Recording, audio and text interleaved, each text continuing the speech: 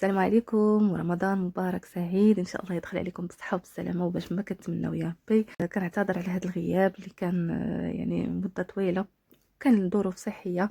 ما نطولش عليكم ونبداو بالوصفه ديال اليوم. غادي تكون وصفه رائعه بطبيعه الحال حيت ماني مصوبه. غير كنضحك معكم البنات، ما تديوش عليا، راه شحال ما درتش المونتاج، شحال ما درتش شي فيديو، داكشي علاش جاتني صعيبه باش عاوتاني نرجع ونعاود ونرجع نحط فيديوهات.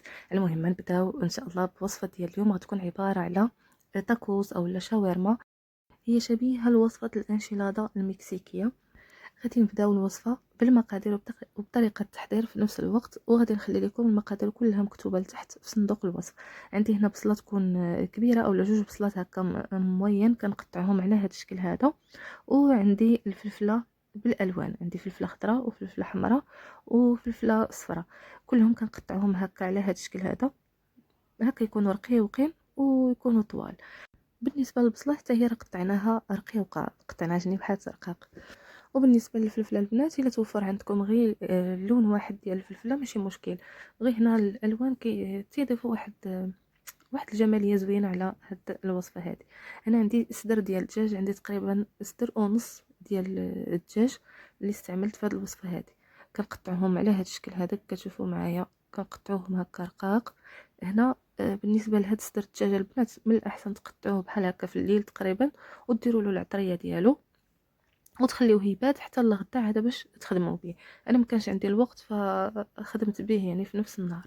هنا بالنسبه للعطريه اللي استعملت الدجاج، شويه ديال الابزار، شويه ديال التحميره، وشويه ديال الحار، وشويه ديال بودره ديال الثوم، وشويه ديال الزعتر. كندير شويه شويه من الحاجه، ما كنكثرش العطريه بزاف هكا باش ما كتجيش كيجيش داك الطعم هكا شويه مر في الدجاج ديالنا. بالنسبه للعطريه نفسها غادي نستعملها حتى في الحشو. كي قلت لكم الدجاج من الاحسن تبيتوه يعني، اولا يبقى هكا على الاقل واحد 4 سوايع كيرتاح حتى يتشرب ديك العطريه مزيان باش كيجينا لذيذ بزاف في هاد الحشوه هذه. هنا كناخذ تقريبا واحد 4 كاس ديال زيت العود اولا زيت الزيتون، وكندير فيها البصيله حتى كتذوب، تدبل لينا ديك البصله، وكنضيف ليها الدجاج صافي. وكنحرك هكا على هاد الطريقه هذه. من بعد كنضيف الفلافل ديالنا. هنايا استعملت الفطر غير كاضافه، الا توفر عندكم، لا ما توفرش عندكم ممكن انكم تستغناو عليه، غير انا كان عندي فقلت علاش لا ما ندخلوش في هاد الوصفه هذه. الفطر كيشتو معايا راه كنقطعو حتى هو رقيق هكا بحال تا هو جنيوحات، وكنضيفو تقريبا نفس العطريه اللي ضفنا للدجاج ديالنا. غادي نضيف شويه ديال الابزار وشويه ديال التحميره وشويه ديال بودره الثوم الا توفرت عندكم، اولا بودره البصل، وشويه ديال الزعتر اولا زعتره. كيشتو معايا العطريه دائما ما كنكثرش بزاف، كتشوفوا معايا المعلقه راه صغيره، راه ماشي المعلقه ديال التحليه اولا المعلقه الصغيره ديالنا، ديال المعلقه صغيره ديال الشاي. هي اللي كنستعمل، ما كنكثرش بزاف باش كنبقاو محافظين على اللذه ديال ديك الخضر اللي عندنا.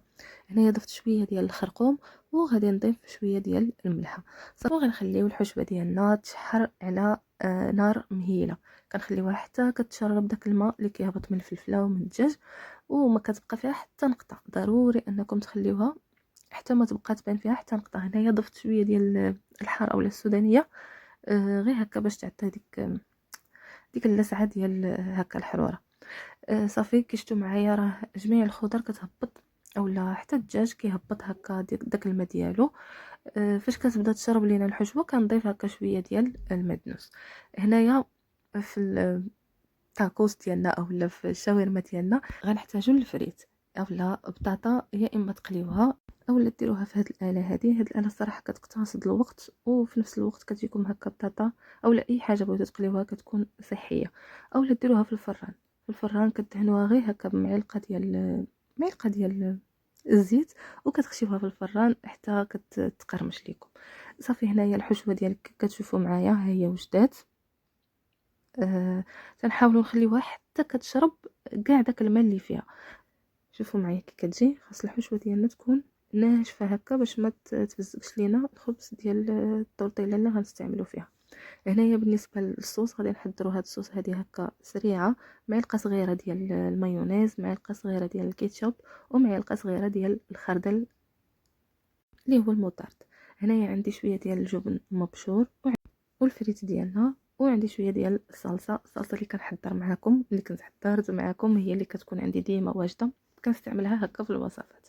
صافي هنايا غادي ناخذ خبز ديال التورتيلا. كيشتو معايا دوك النقيطات اللي كيكونوا كحلين كنخليوهم من الفوق، وديك البلاصه اللي كتكون بيضه هي اللي نديرو فيها الحشو.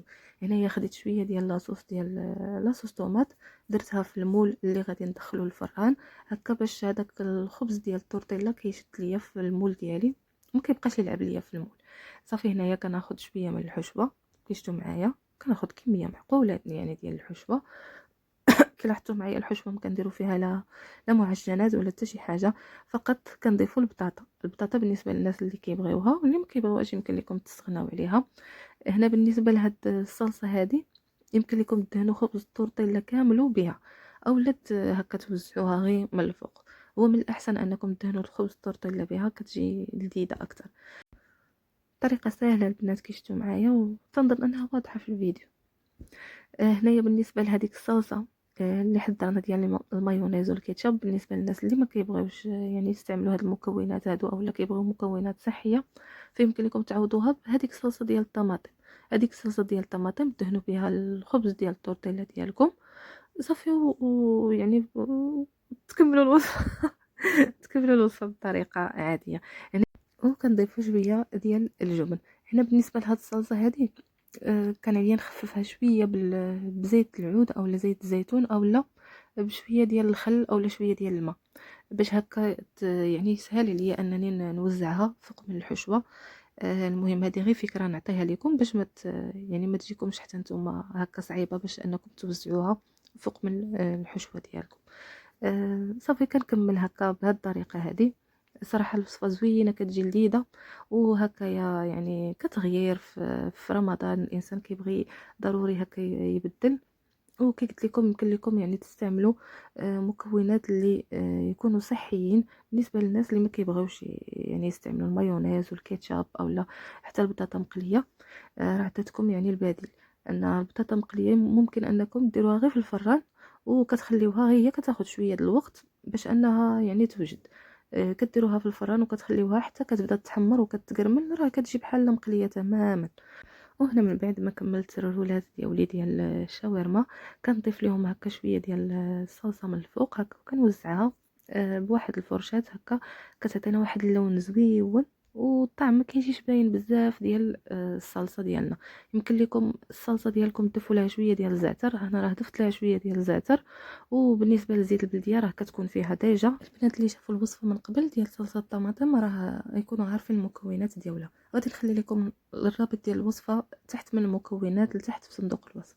صافي كندخلوها الفران على 180 درجه، وكنخليوها غير كتحمر لينا هكا شويه من الفوق، داك الجبن كياخذ داك اللون هكا احمر. صافي وكنخرجوها من الفران ديالنا. حيت كاع المكونات راه تيكونوا طايبين، فما كتاخذش لينا وقت طويل بزاف في الفران. صافي كنقطعها على هذا الشكل هذا. المهم التقديم كيبقى لكم نتوما الاختيار، كتقدموها بالطريقه اللي بغيتو. صافي كتجي على هذا الشكل هذا، كتجي رائعه وكتجي عامره، والحشوه ديالها كتجي يعني كثيره هكا في الوسط، وكتجي شاده في راسها.